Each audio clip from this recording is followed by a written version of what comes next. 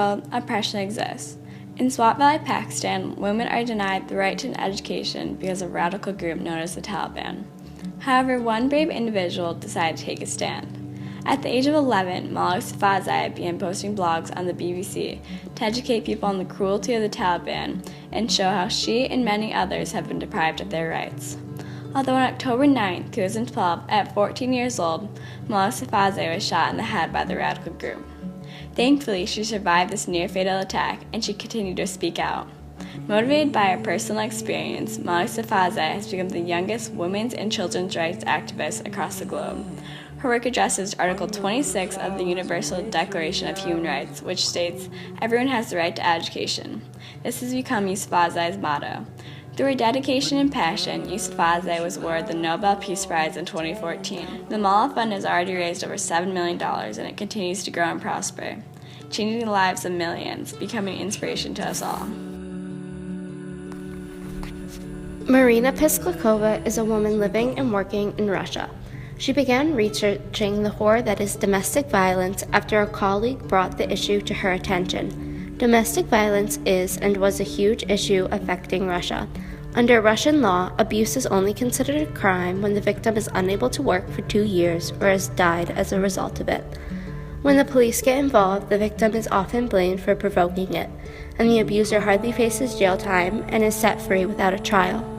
Pisklakova answered the call of the voiceless and started Russia's first abuse hotline in 1993. The estimated number of women killed by their husbands in Russia was 14,500 before Pisklakova's work. Today, the number has dropped to 12,000 women, and it continues to descend. Marina Pisklakova works to uphold Article 5 of the Universal Declaration of Human Rights, which states that no one shall be subjected to torture, cruel, inhumane, or degrading treatment or punishment.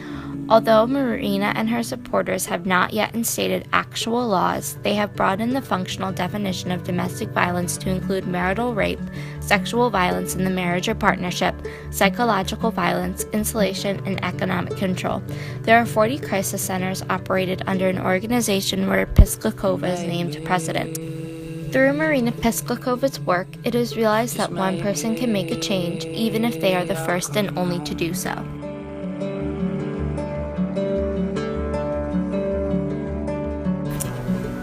We have taken that lesson to heart and decided to make a change in our local community. We have made 6 care packages to donate to a local women's shelter, similar to the crisis centers Pisklakova initiated. It is easy to contribute in a way that seems so small but has a great impact. Just as in Pakistan and Russia, women in Ghana are struggling with their rights. Women in Ghana have been forced into what is known as Tricosi for hundreds of years. Tricosi is a religious practice in the Volta religion, where young girls are given to shrines as a payment to the gods for a crime committed by a family member. Juliana Dogbadzi was only 7 years old when she was given to a shrine because her grandfather stole $2. She stayed in the shrine for 10 years through horrible living conditions and extreme mental, physical, and sexual abuses. She was first raped at the age of 10 and had 2 children by the age of 17. Juliana Dogbadzi escaped the shrine with her children and took refuge with an NGO called International Needs Ghana. After facing such atrocities, she has dedicated her life to freeing other women from Tricosi shrines. Juliana Dogbadzi has helped to free over 1,000 women from Tricosi shrines and has played a crucial role in enforcing the law that outlaws Tricosi.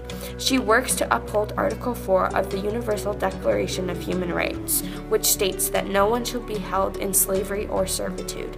Her life teaches women and victims of Tricosi to speak out and stop the abuses happening to them. She is the voice for any woman who has ever been objectified.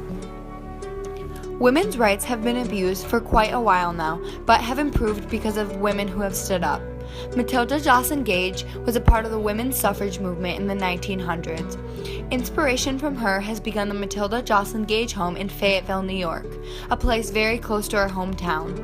This historical site hopes to further educate people about women's rights and current social issues through Girl Ambassador programs and a youth and gender conference. There are still several obstacles blocking the path to true equality, but with the help of Marina, Malala, and Juliana, and many of the other defenders, they have jumped over many of the hurdles by standing up. If more people can participate in standing up for the violations of the Articles of the Declaration of Human Rights, we could bust through the barriers to find equality for everyone. Human.